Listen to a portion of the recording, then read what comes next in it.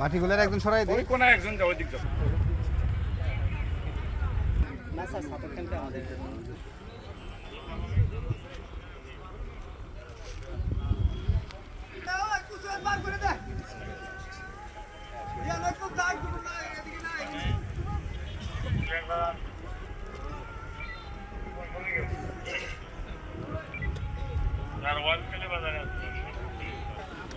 সবাই আমাকে শুনতে পাচ্ছেন? আপনারা গ্রামবাসী যারা আছেন, আশপাশে কোনো কিছু থাকা যাবে না।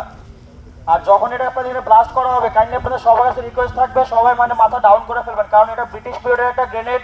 এটা স্প্লিন্টারটা 100 মিটারের বেশি পর্যন্ত ছিটে আসতে পারে, তো যে কোনো সময় যে কেউ আহত হতে পারেন। আর কথাটা সবাই বুঝতে পারতেছেন? আপনাদের নিরাপত্তার জন্য বলা হচ্ছে কাইন্ডলি সবাই একটু আমাদের প্রত্যেকটি বিষয় যেভাবে বলছি সবাই একটু কাইন্ডলি একটু ফলো করেন। আমি সকালে জানতে পারি যে এই জায়গায় একটি গ্রেনেড সদৃশ বস্তু পাওয়া যায়। আর্মি ইউনিটকে অবগত করা হয়েছিল। তো আমরা দেখতে পাচ্ছি যে আর্মি ইউনিট আসছে, ইতিমধ্যে ওনারা কার্যক্রম শুরু করছেন। এবং ছবিতে ততটুকু দেখলাম যে এটা গ্রেনেড সদৃশ, পরিত্যক্ত কিনা বা এটা আসলে এটা কি কোনো তাজা আছে কিনা, ওনাদের যে বক্তব্য, আর্মির যে ডিসপোজাল ইউনিটের যে বক্তব্য, যে এটা হয়তো বা এখনও তাজা থাকতে পারে, এই জন্য ওনারা ডিসপোজাল করার জন্য প্রস্তুতি নিচ্ছেন। তো আমরা প্রত্যাশা করব যেন কোনো ক্ষয়ক্ষতি না হয়, কোনো ধরনের মানুষ যানবাহনের ক্ষতি ছাড়া যেন এটা ডিসপোজাল করতে পারে।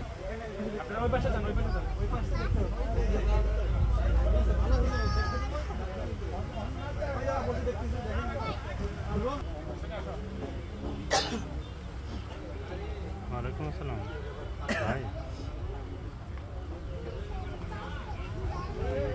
হ্যালো,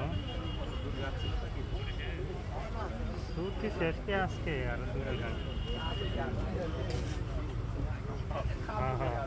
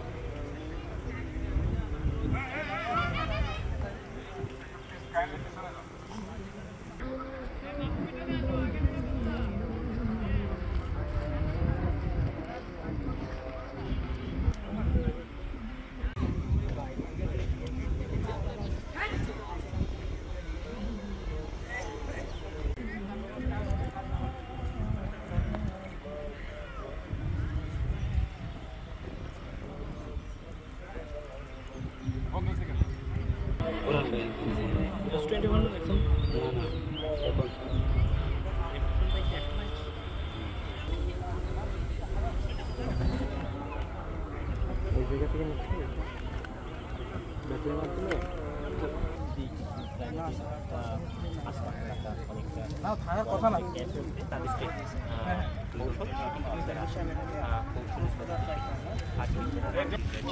সেই গর্তের মধ্যেই কিন্তু গ্রানেডকে চেপে রাখা হয়েছিল। এরপর আর রাতে কোনো সময় একটা সেনাবাহিনী আগের মডেল হচ্ছে স্যার, এটার ভিতরে প্রাইম টেবিল সিস্টেম ছিল স্যার, একটি ছিল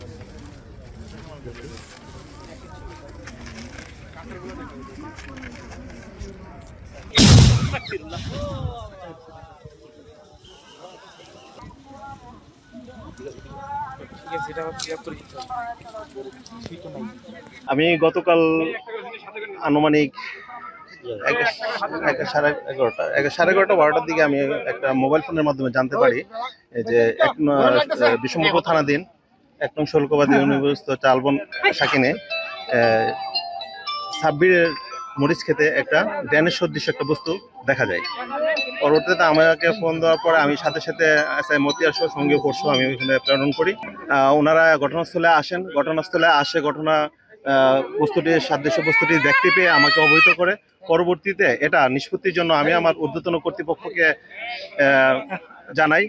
ঊর্ধ্বতন কর্তৃপক্ষের নির্দেশক্রমে পরবর্তীতে আমি আর্মি ক্যাম্প, শান্তিগঞ্জ আর্মি ক্যাম্পে অধিনায়ক বরাবর একটা চিঠি দেই যে এটা নিষ্পত্তির প্রয়োজন।